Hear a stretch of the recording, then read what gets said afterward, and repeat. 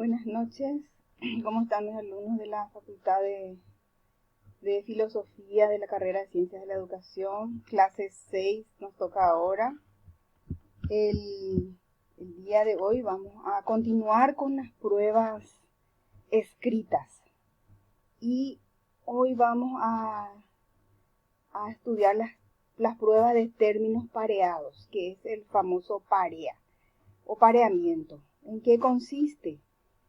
En la presentación de dos o más columnas de palabras, que pueden ser también símbolos, pueden ser números, pueden ser oraciones, que se pueden asociar. Y hay dos, como dijimos que hay una columna A, y la columna A se denomina premisa, y la columna B es la de las respuestas.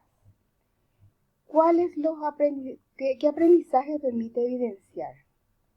El nivel cognitivo, o sea que si seguimos en conocimiento todavía, no pasamos de ese nivel, medimos todavía memoria con este tipo de prueba. Por eso se solicita hacer del total de las pruebas, el 20% nomás, el cognitivo. Bueno, y uno de estos es términos pareados, y hoy vamos a empezar con eso. ¿Qué podemos hacer? ¿Cuáles son qué es lo que vamos a ver? Podemos poner, por ejemplo, relacionar nombres con definiciones, sustancias con propiedades, acontecimientos con fechas, inventos e inventores, o inventos y fechas, leyes, fórmulas, usos y reglas. Bueno, eso es lo que se solicita y no hacer un menjunje con todas las palabras. Si las premisas están en la columna A y las respuestas que están en la columna B, en el ejercicio de pareamiento son las mismas que se desarrollan en el proceso de aprendizaje. O sea que si yo copio y pego, no más, es una simple memorización de hechos, de datos, de conceptos y de principios. Y no sirve demasiado. Pero si hacemos tipo otra forma, ya pasamos a otro nivel, al siguiente nivel. Pero generalmente mide solamente conocimiento. Pasamos. Voy a poner ahí. Y recomendaciones para su elaboración. Las columnas de premisa y de respuesta deben relacionarse, o sea que tienen que tener relación. Ambas columnas deben ser homogéneas, ya dijimos que son homogéneas, que deben ser iguales en contenido. Asimismo, entonces, si son obras van a ser con sus autores, si son problemas con su solución, si son fechas con sus acontecimientos. Todas las proposiciones deben ser homogéneas, dijimos. Debe haber más opciones que respuestas o premisas. En la columna A, por ejemplo, si hay 5, en el otro tiene que haber más, por lo menos 2 o 3 distractores. ¿Se acuerdan lo que son distractores, verdad? Distractores no son las palabras claves, son los que sirven para tipo confundir un poco. Entonces, las columnas no deben ser iguales, no va a ser en la A5 y en la B5. Siempre en la B tiene que ser más. La consigna debe indicar claramente la forma de realizar la correspondencia. No es solamente poner parea. Consigna es ahí arriba donde dice el enunciado. Y no es parea, no más. O une con flecha, no más. Vamos a tener que poner, por ejemplo, en la columna A hay tal cosa. En la columna B hay tal cosa. Entonces ustedes van a escribir exactamente qué es lo que quieren que sus alumnos les pongan. Hay que comprobar que en la columna de respuesta hay un solo elemento que responda a cada de las proposiciones, a menos que las instrucciones indiquen la posibilidad de usar más de una respuesta. Eso también tenemos que decir en el enunciado. Si hay más de una respuesta que se puede utilizar, se puede hacer, pero se debe comunicar ahí en la columna de arriba. La columna de las respuestas ya dijimos que debe ser 50% más larga que las premisas por los indicadores. Y los reactivos presentados deben estar todos en una página. No podemos pasar en la siguiente página. ¿Por qué? Porque el alumno, por ejemplo, no va a estar en un examen, saben bien que se desesperan todos, ¿verdad?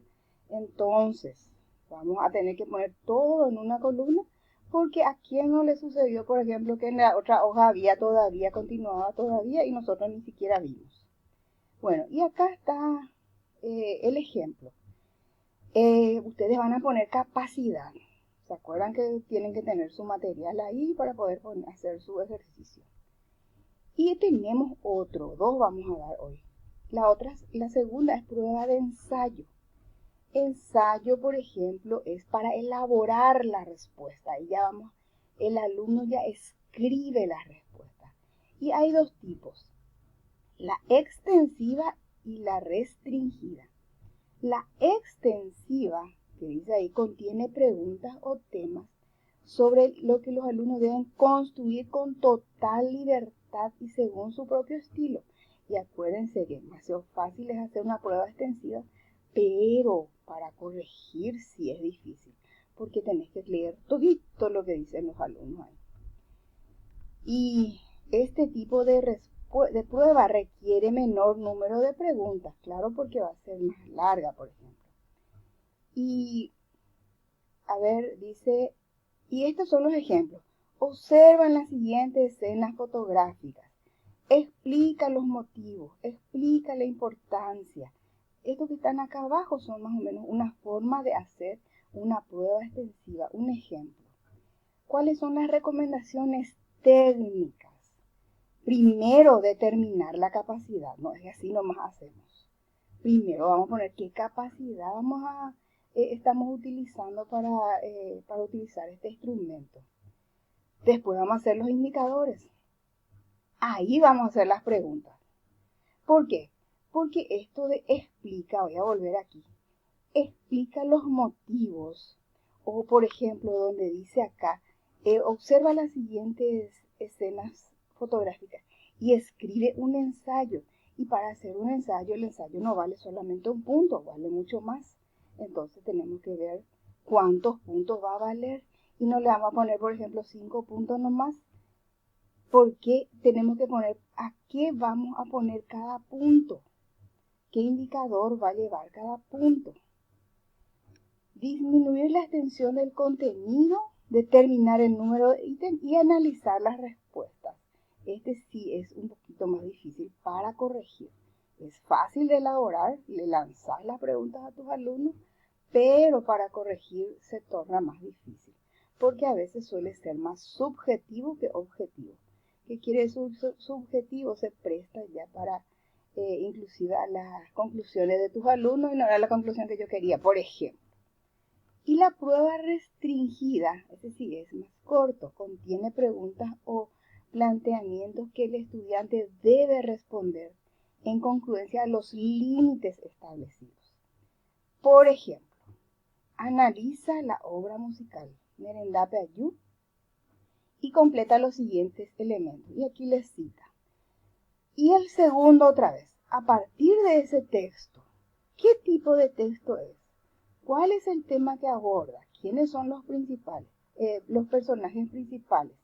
¿Vieron? Este tipo de pruebas sí ya se presta para comprensión, aplicación, análisis, juicio crítico, inclusive evaluación. Es completito, gente. Y es muy lindo que sus alumnos se ensayen, con este tipo de pruebas. Porque ya mueve el coco, mueve el conocimiento, ya tenés que leer más, ya tenés que interpretar. Bueno, hasta aquí llegamos, gente. Muchísimas gracias por la atención. Nos vemos la próxima.